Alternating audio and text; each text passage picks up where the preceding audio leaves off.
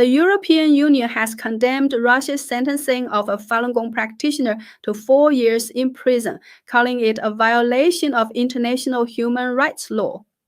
The case comes amid an escalating crackdown on the spiritual practice in Russia, drawing sharp criticism from both Europe and the United States. The EU delegation to Russia has denounced the July 23rd sentencing of Natalia Minenkova, a 47-year-old deputy manager at a dental equipment supplier in Moscow and a longtime Falun Gong practitioner. She was arrested in May 2024, just before President Vladimir Putin's visit to Beijing to meet CCP leader Xi Jinping.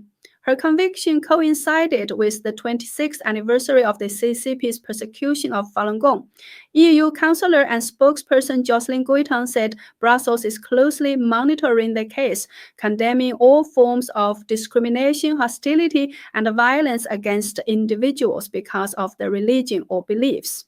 He stressed that using legislation to target or criminalize people for exercising their right to freedom of religion or belief is alarming and violates international human rights law. Russian authorities charged Minenkova under a 2015 criminal law that criminalizes participation in so-called undesirable organizations.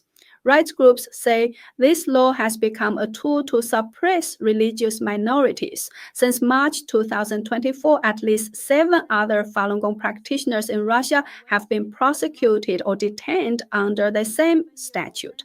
In June 2025, Russian citizen Zhu Yun received a 3-year prison sentence.